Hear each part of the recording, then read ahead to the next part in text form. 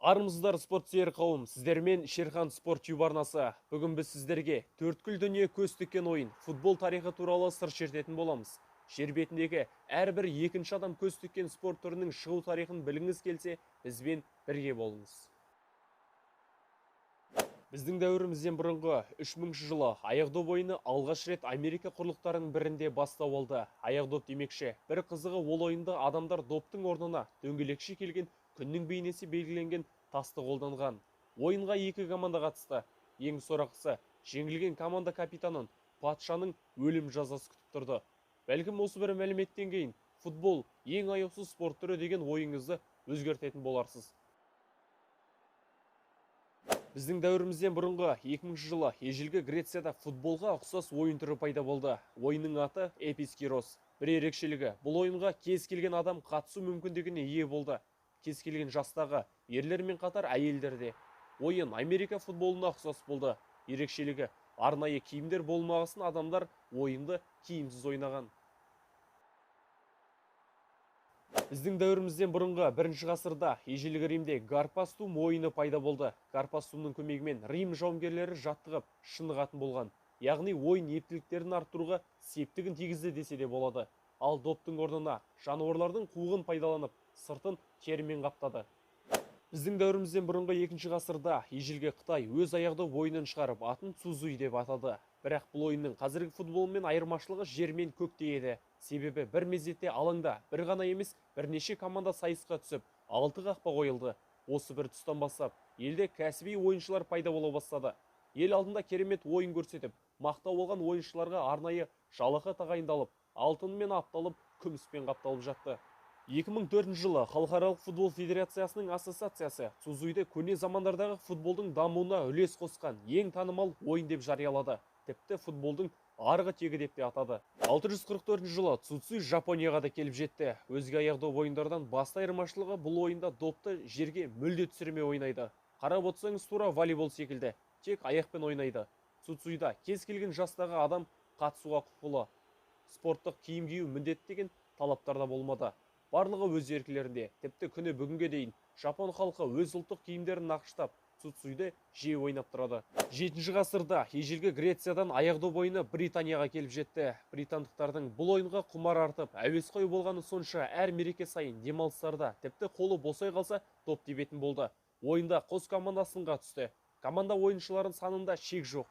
Ал енді көз алдыңызға елестетіп көріңізші. 100-ге жуық адам бір доптың артынан жүгіріп таласып жүр. Ойыншылар тым көп болғандықтан және аяусыз өткендіктен адам өміріне зиянын келтірген кездерде орын алып тұрды. 1389 жылы Британияда доп тепкендер саны күрт көбейіп, келеңсіз жайттардың жиі орын ала бастауына байланысты патша 2-ші Ричард футболды тек арнайы күндері ғана ойнауға рұқсат берді. Тәртіп бұзғандарды ауыр жазаға тартты. Тіпті соңы өліммен аяқталып жатқандарды жоқ емес еді. Бірақ бұл қолданылып жатқан шаралар мен шектеулер кеш еді. Теңбіл доп өз жанкүйерлерін өзіне бауырып алғандықтан, аяқдоп жанкүйерлерін ешкімде, ештеңеде тоқтата алмады. Футбол адамдардың назарын өзіне аудартуды жалғастыра берді. 16-ші ғасырда италиялықтар Флорентино Калчо атты өз ойындарын шығарды. Италияда жұмырдоп өз ғажайыбымен, өз қызығымен елде өзіне қаратты. Бұл елде аяқдопты қалтасы қалың байекеңдерді ойнай бастады. Футбол аш бала мен тоқ баланың да басын қосты. Бай азаматтар бұлай тұрсын, тіпті Рим папасы мен 8-ші Урбанда доп тепкен. 1855 жылы алғаш топ шығаратын компания пайда болды. Бұл Гудьер компаниясы болды. Топ резеңкеден жасалынды. Топтың өзгеруіне байланысты оны бағыттау мен тебу техникалары шығып, ойын стилде өзгере бастады. Футбол өзіне ғашық жандардың санын одан бетер көбейте бастады. 1863 жыл, дәл осы жыл, заманауи футболдың ресми туылған күні болып тарихқа тіркелді. Футбол федерациясы құрылып, көптеген ережелерді бекіте бастады. Сол күннен бастап күні бүгінге дейін әлі сақталып келе жатқан ережелер де көп.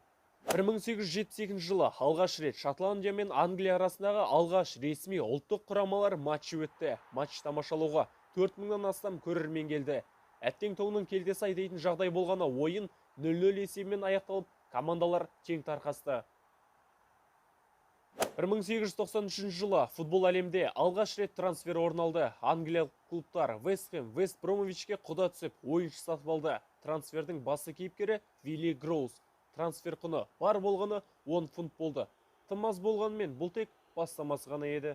1930 жылы төрткүл дүниенің басын 22 ойыншының назарын аудартатын футбол додасы әлем чемпионаты Уругвайдан бастау алды. Осыған орай Уругвайда Сентенарио стадионы бой көтерді. Стадион бір мезетте 90 мың жанкүйерді қабылдай алатын мүмкіндікке ие болды. Чемпионат барысында 18 ойында жалпы санын қосқанда жарты миллионға жуық көрермен тамашалаған.